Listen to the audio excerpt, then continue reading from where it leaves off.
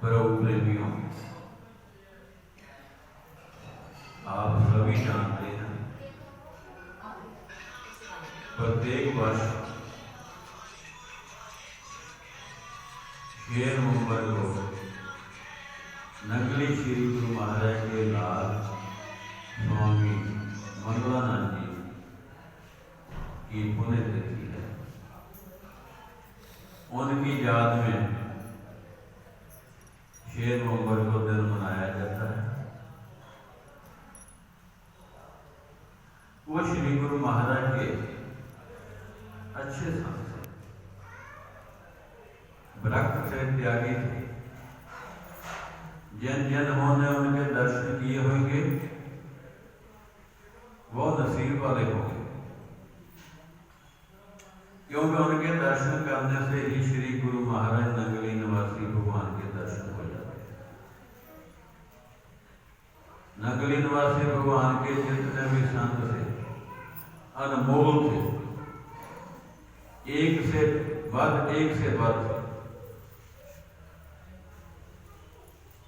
उनकी आज पुण्यतिथि मनाई गई है।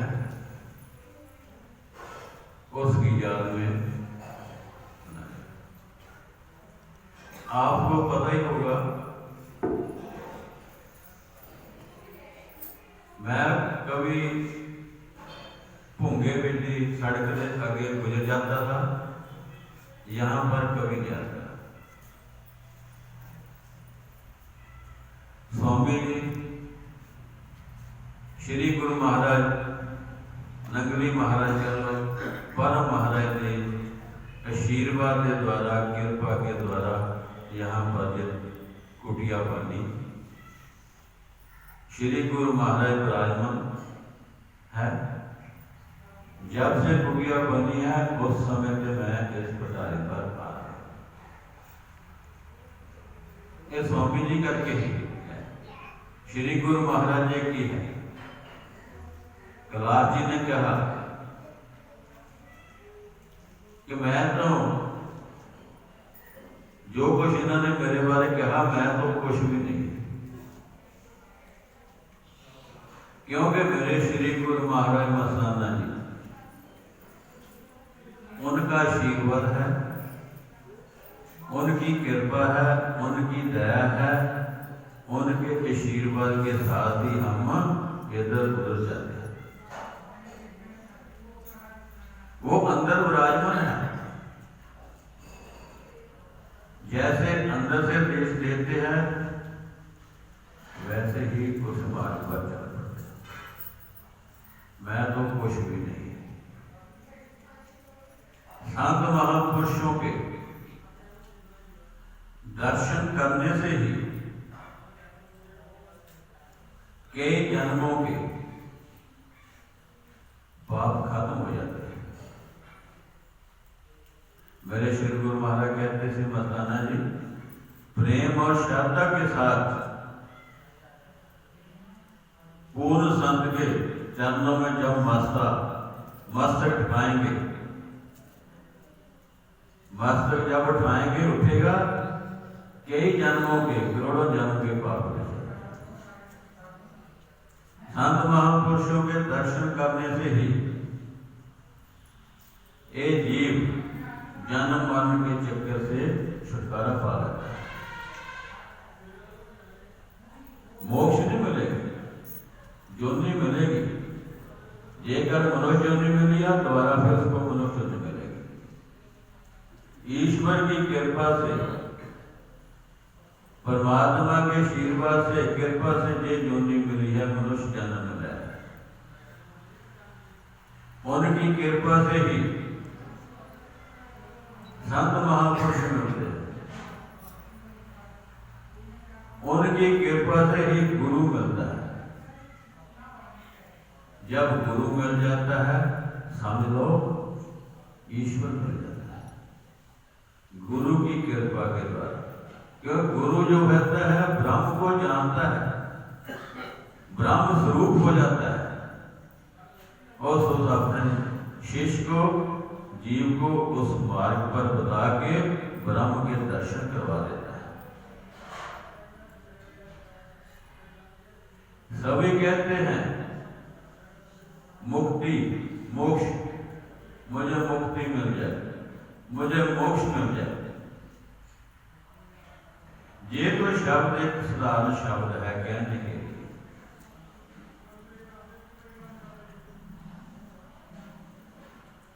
मुक्ति चीज क्या है? जन्म मरण के चक्कर से, आवागमन से चक्कर से छुटकारा पाने का नाम मुक्ति है। जितने भी जीव जो है, धरती पर जीव है, पानी पर जीव है, आकाश पर जो जीव है, सभी मुक्ति पाने के लिए इच्छा रखते हैं, पर वो प्राप्त नहीं करते, जन्म मरण के चक्कर में फंस जाते हैं और भटकते रहते हैं। ये जीव कठिन तपस्या करके शरीर को कष्ट देकर तपस्या करते हैं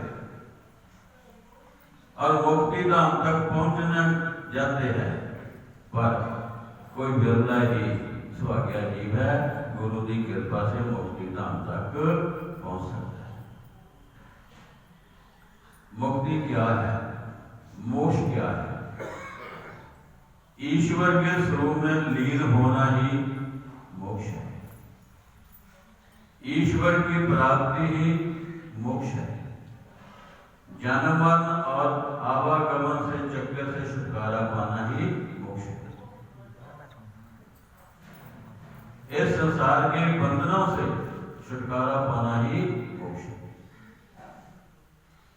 जैसे समस्त नदियों समुद्र में मिलकर समुद्र का ही रूप बन जाती है, ऐसे ही तरह ये मनुष्य, ये जीव ईश्वर के स्वरूप में लीन होकर उसी का ही रूप बन जाता है। ये कर मोक्ष चाहते हैं, मुक्ति चाहते हैं, आप किसी आत्म वेता ब्रह्म वेता की शरण में जाओ, उससे अध्यात्म विद्या सीखो। जब उसे आप अध्यात्म विद्या सीखेंगे, उस पर चलेंगे, अपने आप उस मार्ग पे चलाएंगे, उनके अनुसार आपको मोक्ष मिल जाएगा। श्यामा कामना को रहत करना है, कम करना है। जितनी इच्छाएं कामना कम हो गया, उतना ही ये जीव सुखी हो गया।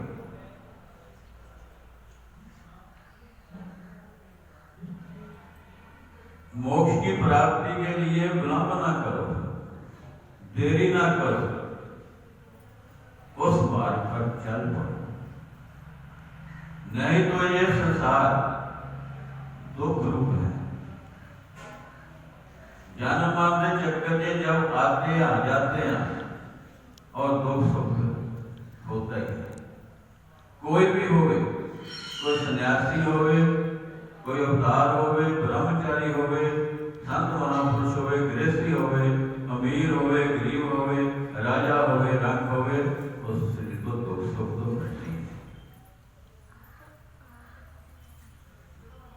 इस दुख और सुख को छुटकारा पाने के लिए प्रभु की शरण है, उसकी शरण में अपने आप को हमेशा रखो। जैसे भगवान कृष्ण ने गीता में क्या है, एक संख्या योग कह दिया, एक कर्म योग है। दोनों ही मार्ग परमात्मा को मिलाने वाले हैं। संख्या योग ही ध्यान है, ध्यान ही संख्या योग है।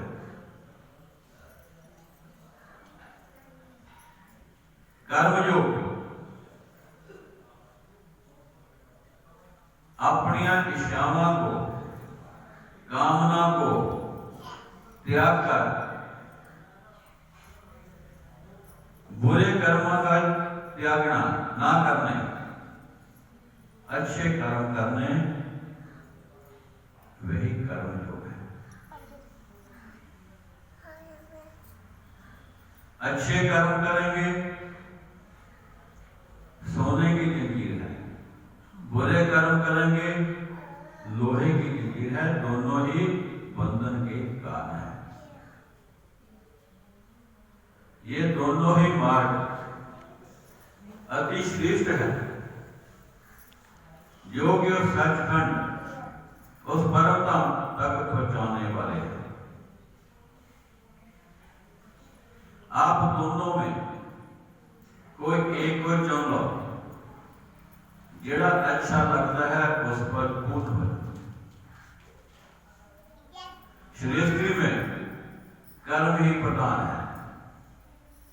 जो आप कर्म करते हैं, चाहे कर्म छोटा हो या बड़ा हो, कभी भी निष्फल नहीं जाता, उसका फल दूर करता।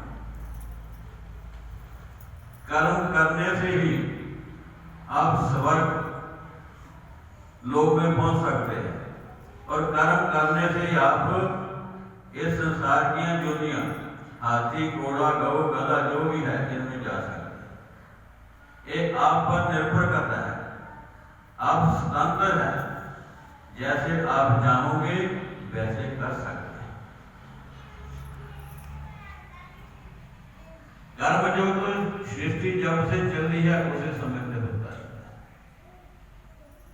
ये कर आप कर्म करते हैं इच्छा के साथ, कामना के साथ, तो बंधन का काम है।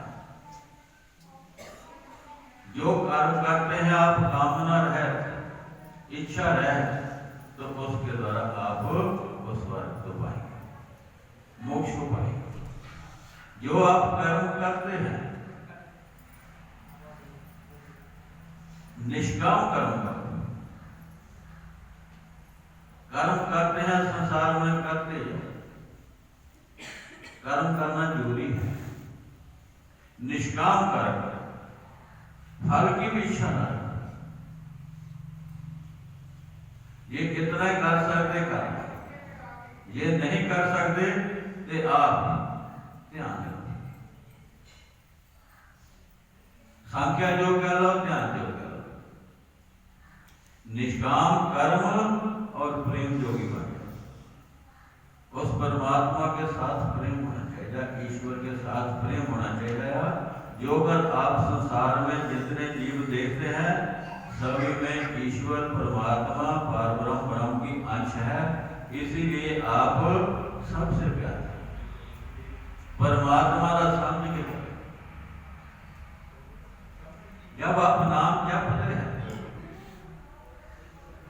ध्यान लगाते हैं, जब आप श्वास ऊपर को जाते हैं, जब श्वास अंदर को जाता है ऐसा एहसास होता है, श्वास ऊपर को जाता है।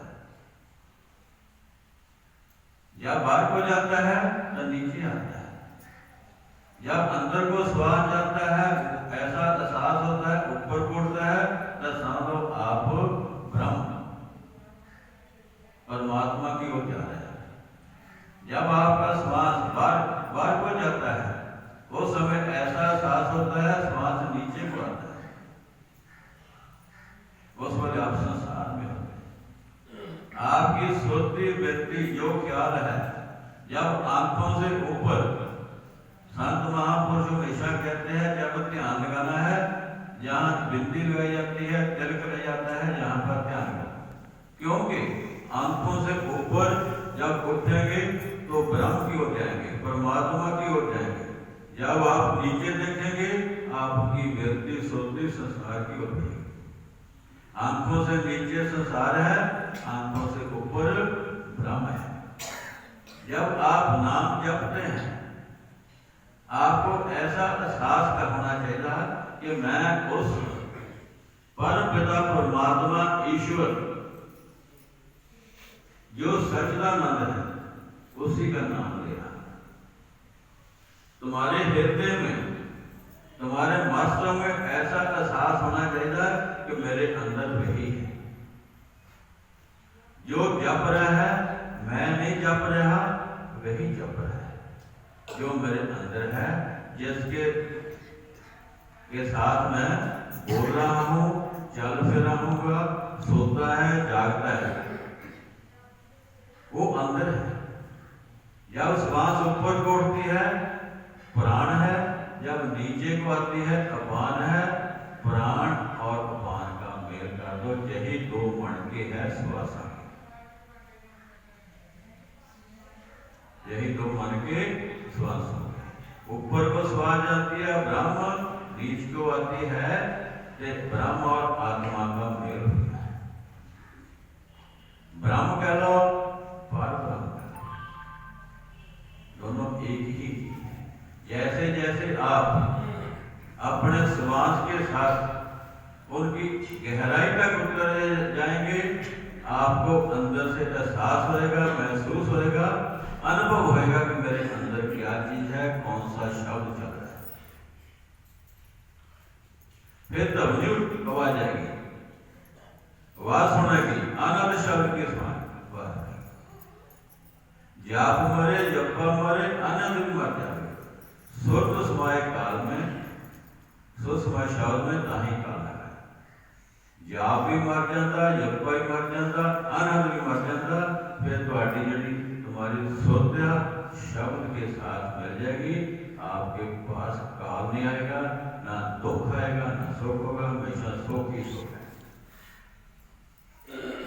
जब दोनों पुण्य और पाप खत्म होंगे, उनका बीज खत्म होएगा, उनका फल नहीं मिलेगा, तो आपको मोक्ष मिलेगी। जन्म मरण चक्र से रहते हैं। इस संसार में आप आए ना, कुछ न कुछ जरूर करो।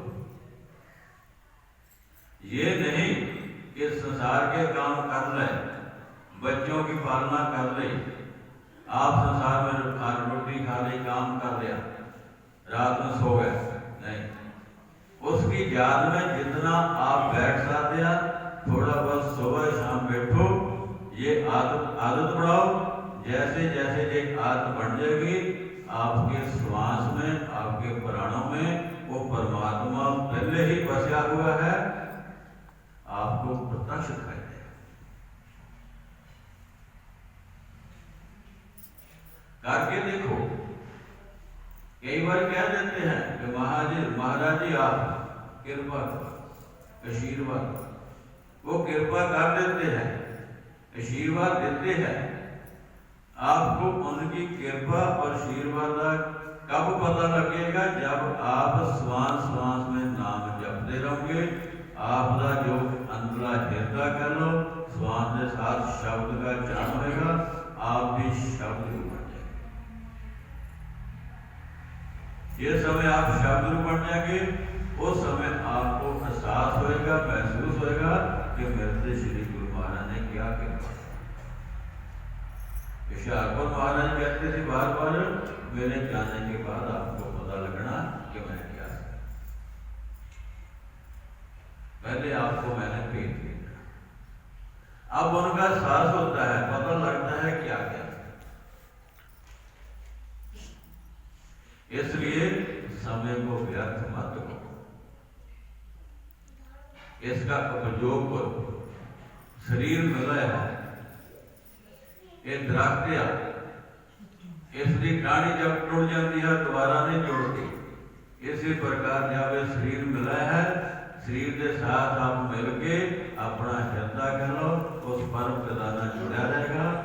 जब जैसे दरख्त की डाणी टूट गई, वो सूख जाती है। जब आप परमात्मा से अलग हो गए, फिर हमेशा दुखी हो गए।